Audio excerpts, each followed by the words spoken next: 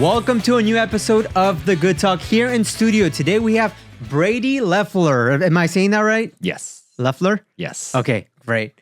A business owner? Yes. Dancer? What else do you do? Tell us a little Musician, bit. not a dancer. Not a dancer. Not but much. You do yoga. I can dance. I do yoga. I'm doing yoga after this, actually. Oh, sweet. Okay. Yeah. All right. So let's go ahead and get started. Business owner, right? That's the main thing, though. Awesome. Yeah. Business owner, chef, musician. Oh, perfect. Yeah. There you go. But yeah, tell us a little bit more about you so we can have more context going into this interview. Well, I've lived in LA for 16 years, and what brought me out here was music. I started touring with bands. I'm born and raised in Nebraska, and so I went to college there. I went there for about 2 years, went to college there for about 2 years, and then started touring and just kind of was a vagabond for a few years. Didn't really live anywhere, and found my way here just because a lot of the tours I was doing at the time, they would start or finish here.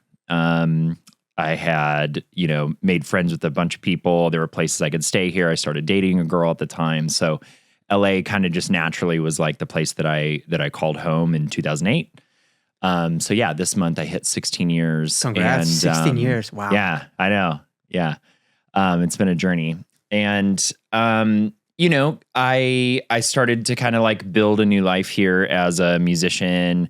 And then kind of to make ends meet, worked in the hospitality industry, whether that was working as a bartender or actually I started as like a busser, a bar back, and then a bartender, waiting tables, that kind of thing. And how long ago was this?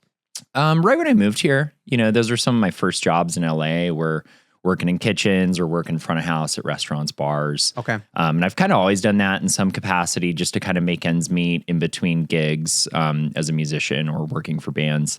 And then in 2010, I did a private bartending gig for this guy, and he ended up being the founder of the world's biggest kombucha company. And I did some private chef work for him. I did some bartending work for him privately, and then one day he was like, "Oh, like, would you want to like wear the company t-shirt and like go hawk some kombucha at like a food festival or something like that?" And I was like, sure.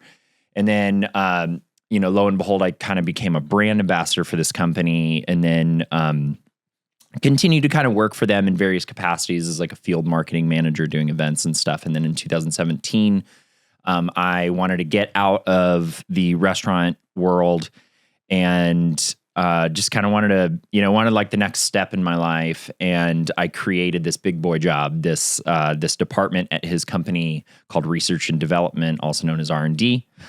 So I created the formulations and the recipes for kombucha, for his kombucha flavors, as well as I was more so brought in not only to do that, but to create new product lines with him. So we created a medicinal mushroom drink. We created these wellness shots, fermented coconut products. So basically everything was like fermented and probiotic and had these functional ingredients. So I did that for about 5.5 years, and it was really wonderful in the beginning. Once the pandemic hit, it became a really, really dark world for myself, for a lot of people at this company. I think too, there was just a lot of pressure, a lot of stress. As well as like everybody else around the world, went through a lot during that time. I was no exception to that. And, I kind of I knew I needed to get out. Like I was becoming increasingly more unhappy and unfulfilled. And I just felt like really trapped. It was a wonderful job, learned a lot, had a lot of wonderful experiences, got to create a lot of really wonderful things, but I kind of had done my time, and there was just kind of nowhere for me to go. And I was just kind of like trapped in this environment that I wanted out of. And one of the things that really inspired me out of the pandemic were these people creating these small businesses out of like their own apartment. I saw someone that just created like a micro bakery out of their apartment, and this one chick named she goes as Calabama. She's actually got a little sandwich shop like a couple blocks away from you. Cool. What's the sandwich shop It's called Calabama. Calabama. It's like a little shack on the corner on Santa Monica right I've here. never seen that. Okay. Check it out. It's a breakfast sandwich. Okay. It's so worth it. Shout out to Calabama. And what she did this really cool thing. She lived down here in East Hollywood, and you would go onto this platform on probably through her Instagram. I think it was called Hot Plate was the company, and you could like order a breakfast sandwich. You want it at 9 a.m. And so you would go to her apartment out on the street, and she would lower it down in this like red bucket as a delivery mechanism. And all to say, like, I saw these really creative, interesting businesses. People had to innovate and figure out like how to pay rent, and that just really inspired me. And around that same time, I was, me and my ex-fiance, like we lived together at the time, and we hosted a lot. We entertained a lot. I was always cooking, whether I was cooking for her every night or like cooking for friends. And, I had a background in restaurants, ever since I was like 16. So, cooking has always been just a wonderful, passion of mine, whether it was like, for work or pleasure. And we acquired one of these mobile pizza ovens, right at the beginning of the pandemic. And before the pandemic, I had acquired the sourdough starter in I think like 2019, and kind of got into the sourdough bread thing because of all things fermentation. I worked at the world's biggest kombucha company, and we were just doing all things fermentation. So sourdough was like the thing I hadn't gotten into yet, and of course got obsessed with that. And I was just like, okay, what else can I do with sourdough other than bread? It's like you can only eat so much bread. And so pizza was kind of this thing that I started toying around with. We had this mobile pizza oven. We're making a bunch of pizzas for people. And then I see all these like really cool businesses happening in the pandemic. And I was like, I could do that. Like how can I create my own thing, because I think the biggest catalyst was just, I just didn't want to be trapped, and I didn't want to work for someone else anymore. I'd kind of done all that. I had done the corporate life. I just wanted out, and I wanted to be free. I wanted freedom, like ultimately. And yeah, the name came to me. I had already kind of created this menu that I was kind of showing people, friends that would come over.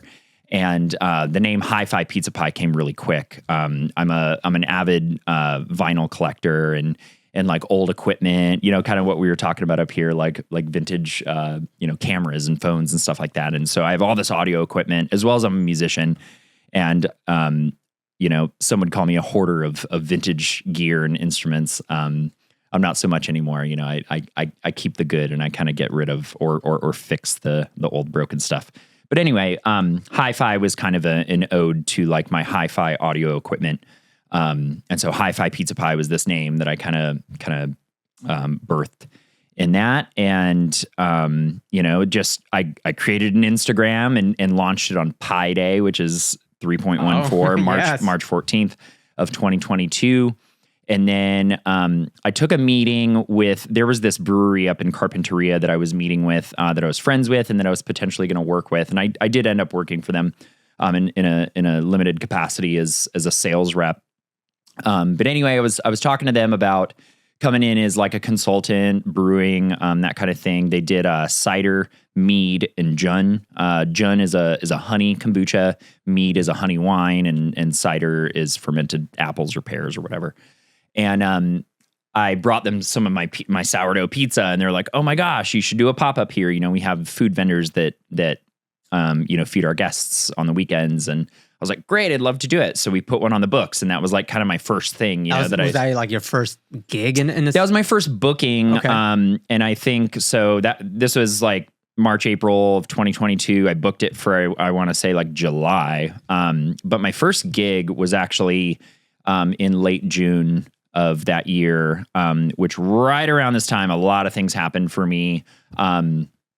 I got a job offer secretly for another company, which allowed me to have an exit strategy out of the situation I was in at the company that I was working for, which was much needed. But in that same time, I had kind of fallen into this bout of just extreme anxiety, depression, all these things.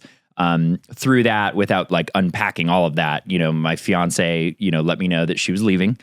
And it's Leaving like me. Oh, so just breaking up the relationship. Yeah. Oh, So okay. it's like relationship crumbles. Okay, well, you know, either I'm moving out or she's moving out. I decided to move out. So, you know, relationship crumbles.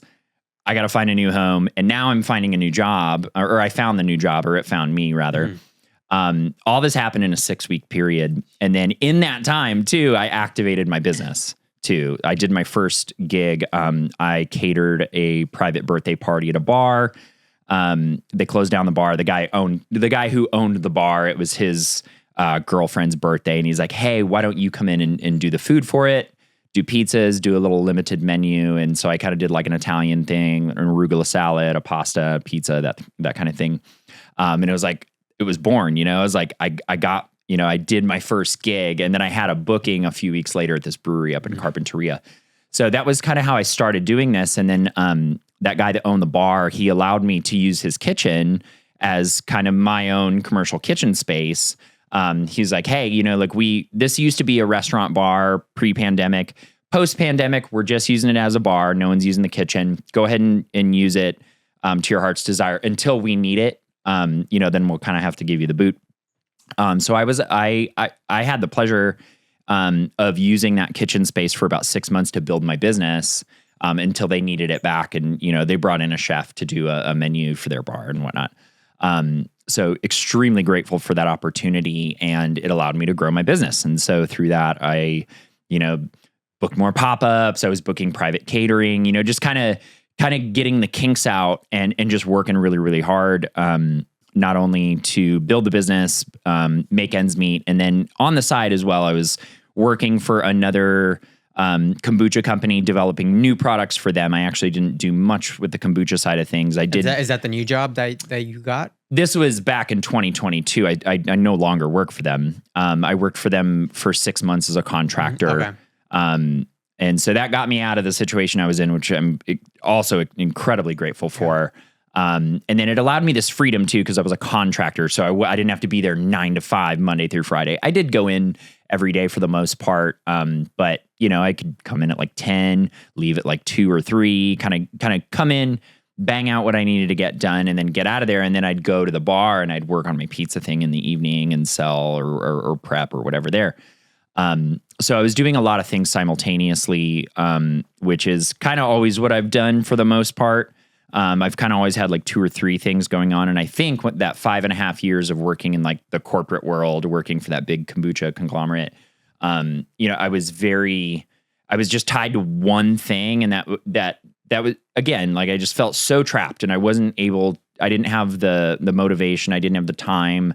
I couldn't do all these other things. I wasn't doing music at the time anymore, which was really heartbreaking. So you kind of fell into the rat race of being into the 9 to 5 corporate job. Yeah. It wasn't really allowing you to pursue your what you really wanted to pursue. Right. I mean, I saw this big opportunity, and you know, I had recently, you know, I don't think I was engaged yet. I wasn't, but I was in this relationship that I knew she was the one, you know, and so I was like, okay, like I need to level up. Like I'm a man now, and like this is what you do, you know. So I thought that was the answer, and it was for a short period of time. I'm not trying to discredit like how incredible that opportunity was and what it gave to me, but I think a couple years in, you know, I should have done maybe like 3 years and got out and moved on with my life, but I stayed in this long enough to get me trapped, you know, and I did the rat race, and I was just too far down deep into it, and some things had to crumble in order for me to get out.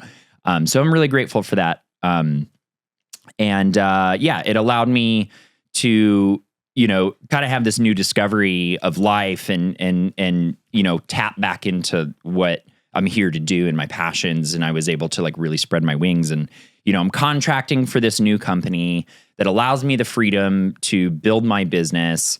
And then in addition to that, you know, I was like playing music again a little bit. And then after that contract ended after 6 months, I worked for another beverage brand on the sales side of things, which was, you know, no office to go into, no lab or anything like that, no kitchen. That was just kind of like on my own, you know, it's a remote job, really. And, you know, I'm just kind of visiting accounts on my own time, and there's no micromanaging.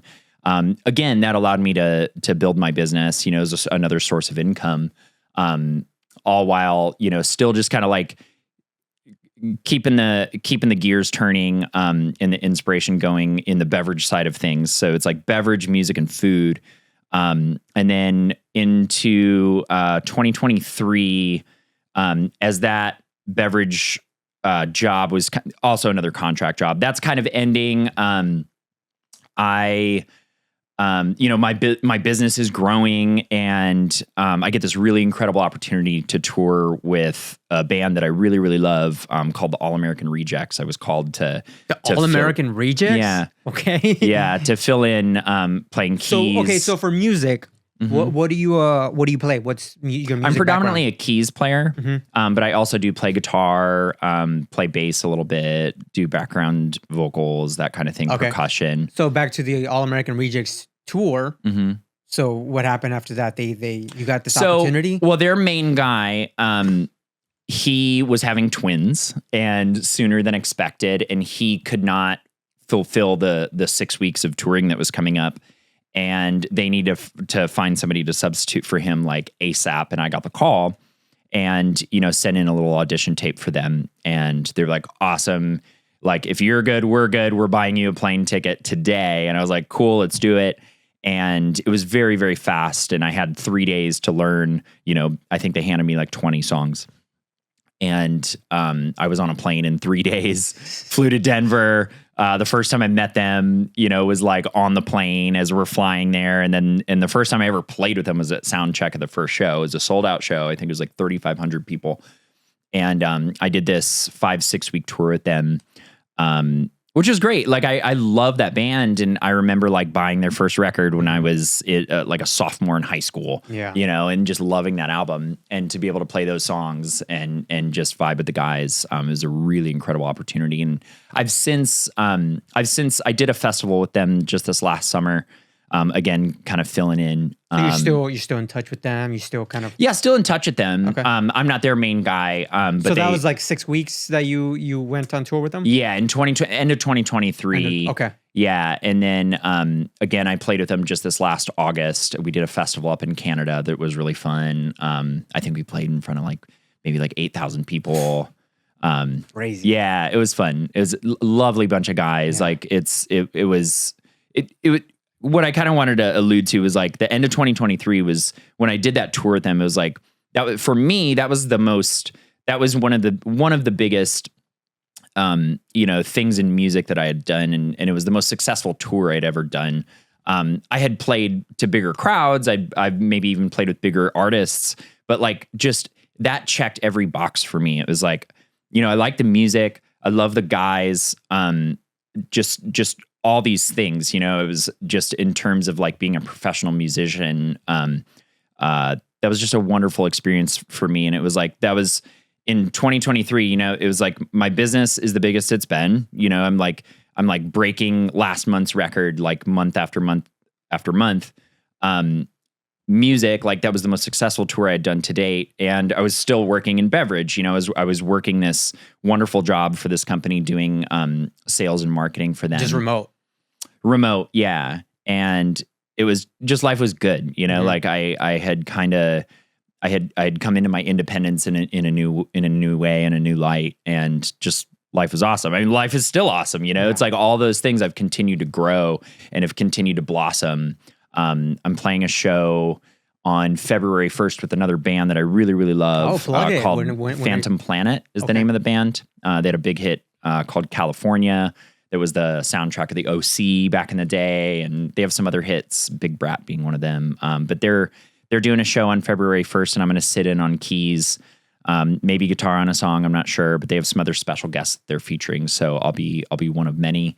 And I played with them last New Year's, so a little over a year ago, to kind of cap off my 2023 into 2024.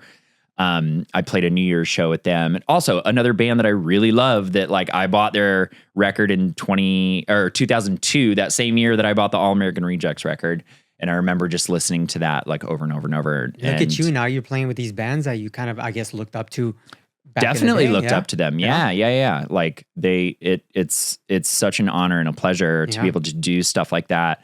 And, you know, it's not my band. Like I'm coming in to be of service, you know, like I'm a session musician and my job is to be of service and to help them, you know, sound better, look cooler, that kind of thing. And I very much enjoy that role. You know, I've been a part of very few bands that like I was a part of. My role has always kind of been as a session guy to come in and like support the artist or the band. And I'm perfectly okay with that. I love that. I love that role. You know, that role is needed. And I love that's fulfilling very, that. very humble of you Thanks. to just even say that because, you know, I think there's a lot of people that want to be like the lead singer, like the main Sure. guy, like. And I think years ago, I mean, I think I probably struggled with that a little bit, you know, like 10, 15 years ago when, you know, I wanted mine, you know, I kind of wanted probably a little bit more of the spotlight. And so I think it took years of kind of just like knowing my role, knowing what lane to stay in and just kind of like learning that as you do over time. Because most of my career as a musician has been a session musician or a sideman or a hired gun or whatever.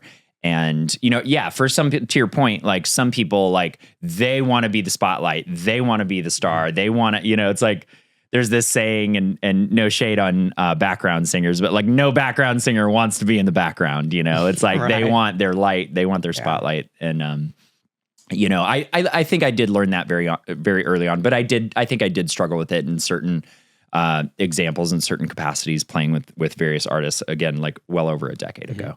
With everything that you do from music, food, beverages, yoga, right? What are you more passionate about? I don't think there is one thing that I'm most passionate about. Like I love, you know, doing the athletic pursuits, yoga. I'm a distance runner. I'm gonna be running my 11th marathon, the LA marathon in March. I did an ultra marathon for the first time back in June. And I have my eyes set on a 100-mile race at some point in my near future. So it's like that, you know, that and yoga are kind of hand in hand. Again, like I said, I'm going to be going to yoga here after this, over on La Brea. And music, food, and beverage have kind of been those three big pillars of my life.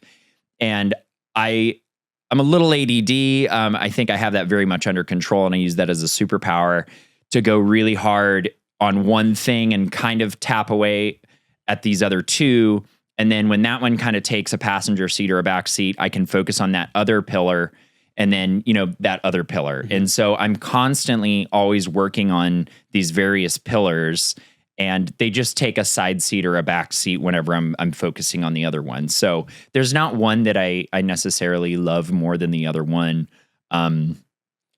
Yeah, I mean, today I'm like really focusing on learning this material for this show that's coming up in 2 weeks. For the band you're going to perform with? Yeah. So right now, what are you focusing on more? Because you have... Well, I have my own business, so like that's daily, you know, daily. Hi-Fi Pizza. Yeah, so today I just submitted an application for this music festival that's going to happen up in San Luis Obispo. I think it's called Live Oak Music Festival. I don't know the name of the artists that are playing it, but Hi-Fi Pizza Pie would be a food vendor at that, and we'd be there for probably 3 or 4 days. We'd camp on site. We'd have a big like 15-foot by 20-foot footprint, you know, all branded and just kind of like our thing. And we do food for that. We do pizza and probably just pizza and beverages. Yeah, that's amazing. Yeah, so that kind of I love doing that stuff because it ties in my background as a touring musician. You know, the vagabond, like, you know, up and go travel, you know, fast paced, you know, build it, break it down, perform, you know, go. Like, I love that. And especially doing it in conjunction with a music festival is just extremely rewarding and really fun for me. I got to do that on the brand activation side of things, working for these beverage companies too. You know, like it's kind of the same thing. We would do music festivals. We would do Coachella. We'd do Lightning in a Bottle, Stagecoach, that kind of thing, where we'd have these activations. And that reminded me a lot of being a touring musician, except, you know, now there's a little bit of money involved. Like when I was younger, you know, I was making like $10 a day and we'd cram like 7 people into a hotel room. You know, we did Coachella working for that kombucha company one year, and we had like, we had like a Scarface-esque mansion out in the middle of Indio, with like 2 pools and a hot tub, and everybody had their own room. And, those things are really incredible. And being able to like get to that place and enjoy some of those rewards while you're working is really fun. Yeah. And is this your first business, the Hi-Fi Pizza? Is this your first business? Or yeah? I started a thing in college. I wouldn't necessarily call it a business because we didn't make any money. But as I was kind of trying to figure out as an 18, 19-year-old, like what I wanted to do in life, I was in college. I went in as a theater major. So I was doing theater performance, an actor, AKA. And although I loved that art form and that whole endeavor, I wasn't like a theater kid. Like I wasn't reading scripts and playwrights and stuff like that. So I quickly kind of knew that like, this isn't kind of my world. And I wanted, I was a musician and I wanted to not necessarily be a musician, but I wanted to work in the music industry. And so me and a friend, we created what we thought was a record label. We called it Redhead Records because I was obsessed with redheads at the time. And we basically we probably acted more as like a promoter. Like we were booking shows. We were booking bands that were touring through Lincoln, Nebraska and Omaha, Nebraska. We were booking shows. We had a logo. We created this compilation CD of local bands that we were passing out at record stores and shows. And we made our own flyers. So that was kind of like the first business I created. Again, there was no money in it. I mean, I lost money by printing the flyers, printing the CDs, all that, the gas. But that was my first kind of taste of entrepreneurship, of creating a brand, creating a logo, promoting it, like very boots on the ground. I'm sure you learned some things from doing that, right? I did, big time. As far as like being an entrepreneur. Yeah.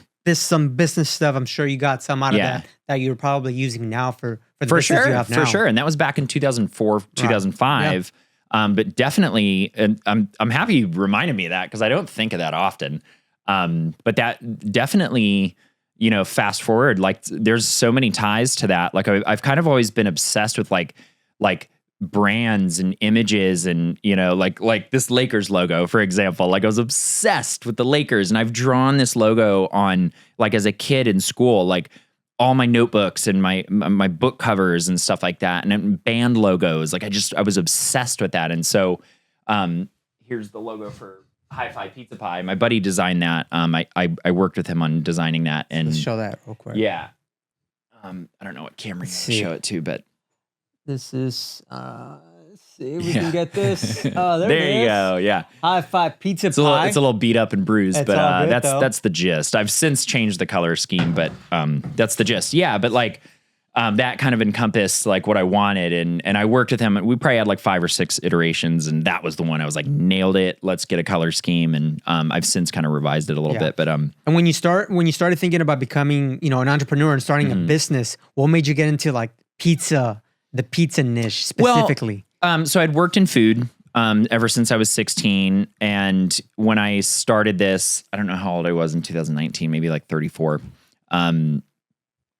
That's when, so I was working in kombucha. So I was working on recipes and fermenting.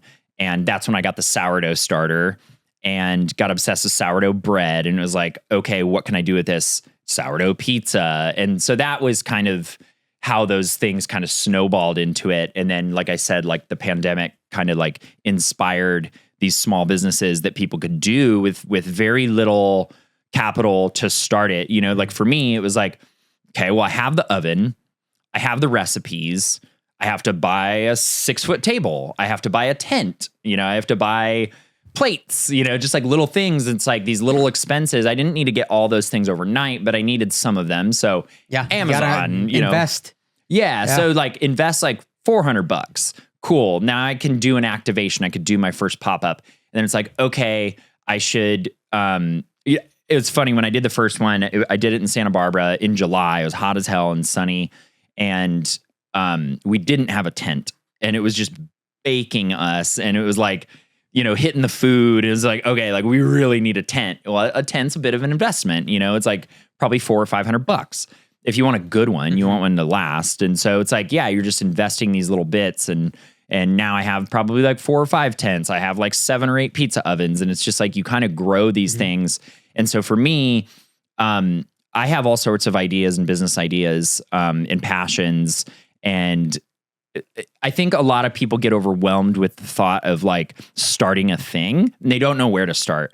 And my advice is just fucking start it. Like just buy a 6-foot table, like buy the oven, like invest $100, you know, like whatever you have, just start it, because once you start the project, now you have a fire, you know, now you just have to stoke the fire. Exactly. Yeah. And so for me, like that's kind of been my superpower within like being a little ADD is just like, okay, I have all these ideas and I have all these things, and it's just like, just start the project and then maybe you start this other one and then just like work on that other one you already started. And then I kind of just toggle amongst all these different projects and just build. And I never get bored, you know, it's like, cause I have so many things going on, and I just start the thing. And as soon as I start it, I get excited, I get motivated, I get inspired, and I can continue to build these things. And I brought you a gift, actually, this beverage that I created. You created this. So in you know, along the lines of fermentation, so I also make wine. And this is actually called a paquette. So it is, so after you make wine, you can take the crushed grapes and you can basically do one more rehydration and pressing and fermentation and create this like low alcohol, you know, light effervescent beverage. It's basically like a wine cider, if you will. Okay. So it's alcohol. So it is alcohol. It's low ABV. It's about 3% alcohol. So it's like less than a beer. It's like a light beer, maybe. Yeah. And so this one is with Zinfandel grapes and Petit Syrah from Templeton, and you California. Made this. Yeah. Is this something that you offer as well as like? I do. So I've branded it as Hi-Fi Hooch. Cool. So kind of under the Hi-Fi moniker. Here's a little koozie for you with the logo. Thank you so much. Appreciate it. Check this out. Drink this cold though. Like cold? Get it, okay, so get put it in the ice fridge? cold. Yeah, definitely get it cold because it is effervescent. And if you open it now, it'll probably spray everywhere and you don't want to do that. Get it cold and it won't do that. Got you. Just like kombucha, actually. A lot of people like shake a kombucha. So what does this taste like? Kombucha? No, it's going to taste like wine? It'll have notes of kombucha, I suppose. Like there's some acid, there's effervescence, but it'll taste somewhere between like a wine and a kombucha. Okay. If that I'm makes excited sense. to try this. Yeah. So it'll taste like a fruity cider. It is fairly dry.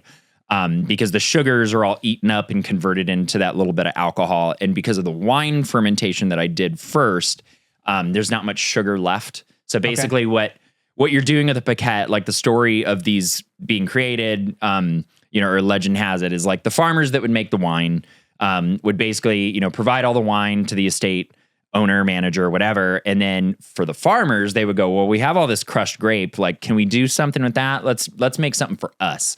And they would make this like this fun little effervescent thing that you could drink during the day too, you know, for hydration or for fun, and it wouldn't get you drunk. You know, like I'm sure if you drank I've never had anything like this. Yeah, so you'll see it at like I'll send you a review after. Please do. Yeah. Like you'll see it at like you'll see a paquette at like boutique like bottle shops and you know things that are very wine focused that have like a little cooler of cans and bottles, but it's not a super popular prominent thing. And you bottle this like this too? Yeah, so I just bottled these in beer bottles, label it as such. But yeah, under the Hi-Fi Hooch moniker. So I do the same with my wines. It's under Hi-Fi Hooch. I do kombucha. I make 5 gallons of kombucha every month, but it's mostly for me. I give it to friends and stuff like that. But I don't typically bottle and label that. I've already done everything in kombucha that I ever wanted to do. So like I don't know if I need to like get into that industry anymore. I've kind of beat that dead horse. So with this business, is it just you? Do you have partners? I do not have a partner. No, it's just me. It's my business. I want to keep it that way. I have employees. You have an LLC? I'm not an LLC, sole proprietor. Yeah. Why don't you have an LLC? My tax guy was like, everybody thinks they need to get an LLC. You don't need to get an LLC. I could, and maybe I will in the future, just for liability purposes. But he, you know, has advised me, you know, for now, like he has just advised me to be a sole proprietor until I need to move to LLC. So that's what I am currently. Okay, cool. So it's just you then. Do you have help when you go out for events? Yeah, so How does that work? I have about 10 employees that I can call on. They're contractors. And a lot of them are musicians, gig-based workers or people that have worked in restaurants. So we're a rowdy crew of guys that, just love to hustle, and have a passion for gigs, music, and food. And so when we do these music festivals and stuff like that, that's really fun for the group. And I try to get us a hotel and just make our accommodations and make the journey and make the trip and the experience really fun for everybody. And I try to pay them as much as I possibly can, much more than minimum wage, probably double what it is today. And just try to make it an awesome experience, because I know how it was for me coming up and just having to scrape by and get work and just kind of make ends meet. So what are some of the challenges that you've encountered trying to create this business here in LA?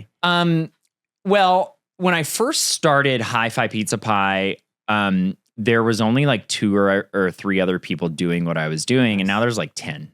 So That's there's a lot of competition. It's not a lot, but so it's LA's a big pool, right?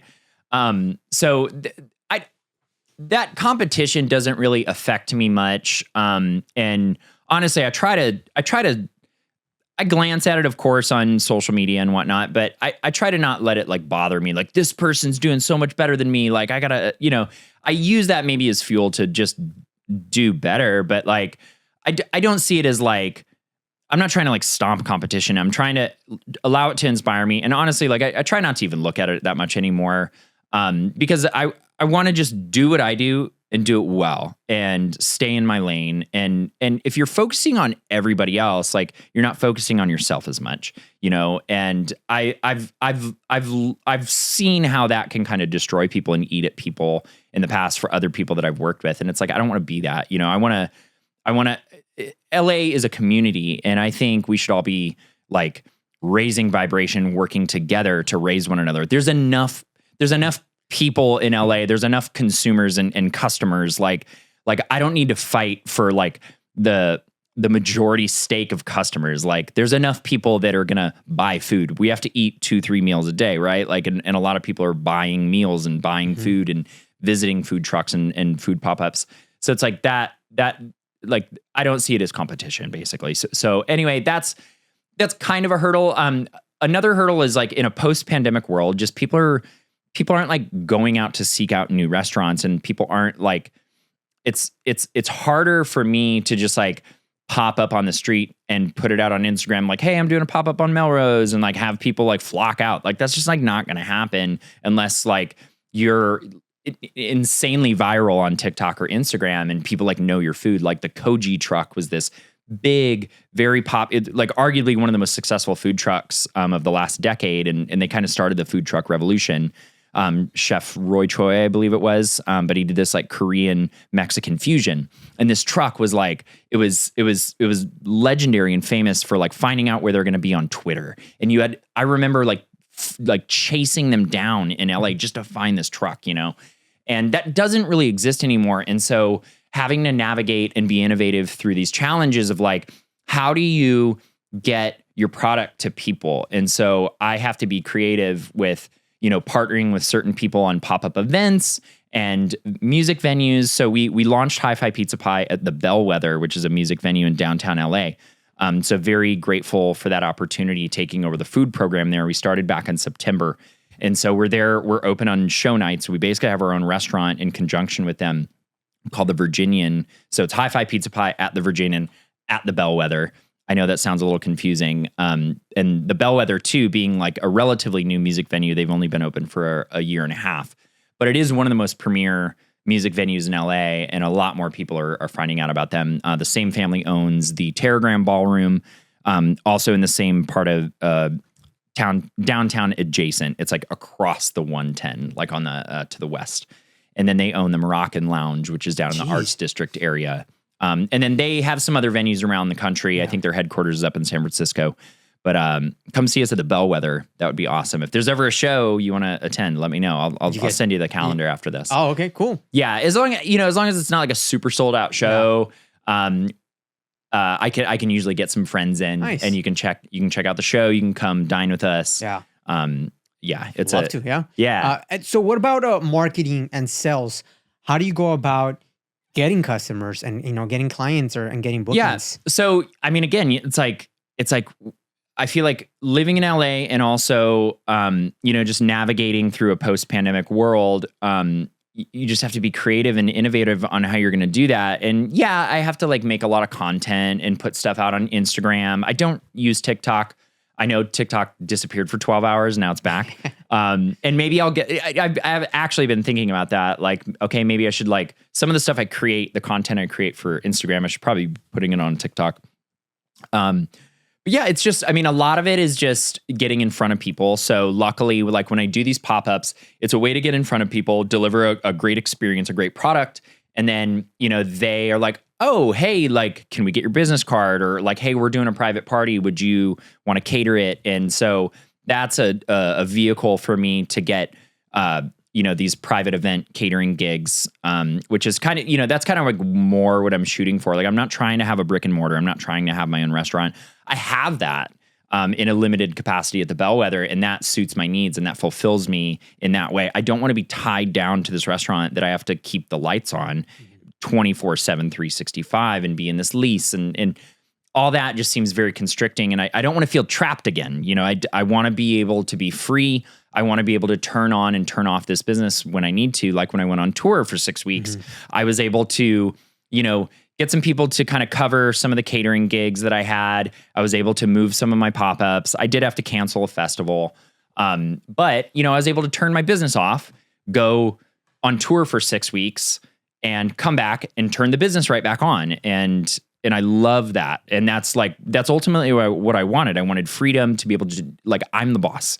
I get to dictate, what's happening. So if someone wants to book you for an event, how do they go about? It's easy, just Google Hi-Fi Pizza Pie, like find us on Instagram. Everything's Hi-Fi Pizza Pie. So do you have your website? Or I have a website. They reach out to you. You have a website where they can go and like look at your calendar, Easy. Book you. Yep. Okay. Yeah, they can just go right on the website. So what's your website? HiFiPizzaPie.com. Okay, great. Yeah. Hi-Fi Pizza Pie. Pie.com. Hi-Fi Pizza Pie. There you go. Look it up. So what are your goals for this business for the future?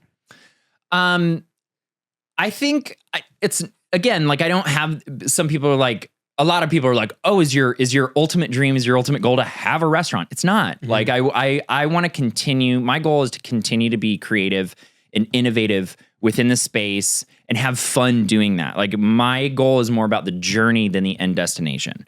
And I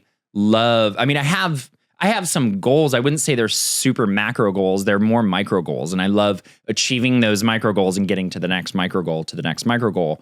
So I'm just having fun right now, just building my business and, making myself happy through that journey. So I know that's a vague answer to your question.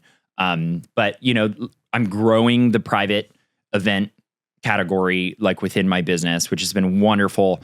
I do private chef work as well under my own name, not under the Hi-Fi Pizza Pie moniker.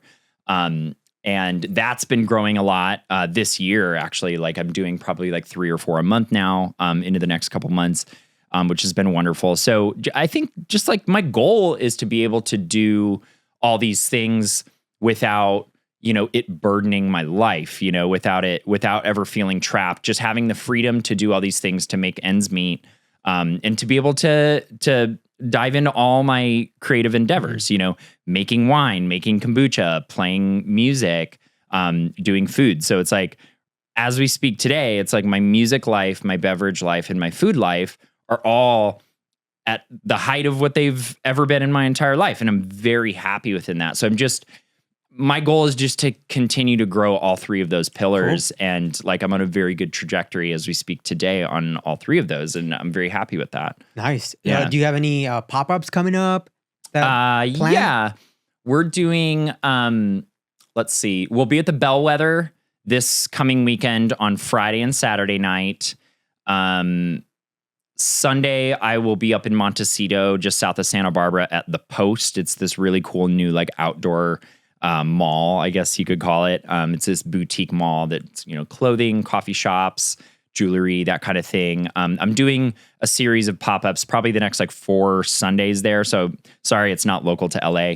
But the following Thursday on January 30th, we're doing a pop-up in Santa Monica in conjunction with Barnuda, which is this non-alcoholic Mexican-inspired bar that is a pop-up.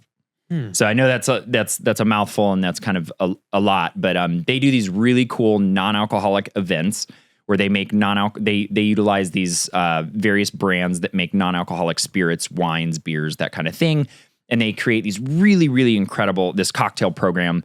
And you know, at the event, there's going to be food vendors, aka me.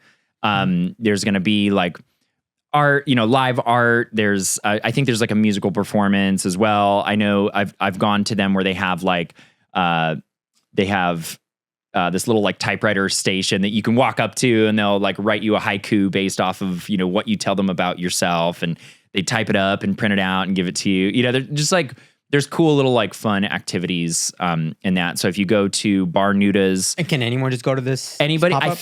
I think it's free. It might be ticketed, but if you go to Instagram's Instagram.com/Barnuda, and that's BARNUDA, you'll find info on that.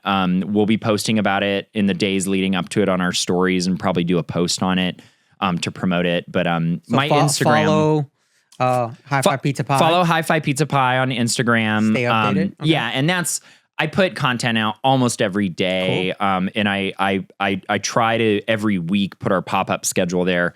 Now that we've been at the Bellwether in downtown at this venue, we haven't been doing as much. That's kind of replaced a lot of the pop-ups. But we're still doing pop-ups. So I put that, it's all visible on my Instagram page. Cool. So where can people follow you personally? Mine's just at Brady Leffler. Cool. There you go. Brady Leffler, man. Why I love the hustle, the grind, and you know, the entrepreneurship. I think that's incredible what you're doing. Man. And you sounds like you're pursuing your dreams, and that's a beautiful thing to hear. And yeah, thank you for coming to the studio today, man. Yeah, thanks for having me. We've been trying to get this done for since last year, I think. Yeah, because I did a pop-up right back that's here. Right. Yeah, that's how we connected. That's how we met. You did a pop-up here in this building through an event. There was an event here. And, you know, I tried your pizza. It was incredible. Thank you. I thought it was so good. Yeah. And that's why we connected. I'm like, dude, I need to get this guy on the podcast. Yeah. You had my favorite pizza, actually, too. It's called the Green and Gold, and it's pesto, pineapple, jalapeno. And that's the one you wanted. And I was like, you're my guy. Yeah. That was delicious. It was good. But, dude, thank you so much for coming into the studio and talking to you. And I hope to see your business grow and flourish. Thanks, buddy. And everything else that you're doing. Awesome. Thanks for having me. Thank you. Appreciate it. Cheers. Guys, thanks for listening to this podcast, and check out Hi-Fi Pizza Pie. I'm going to try this drink. I'll do a review on it and see what it tastes like. Yeah. Excited, yeah. So, hey, man, good luck with everything. Thank you.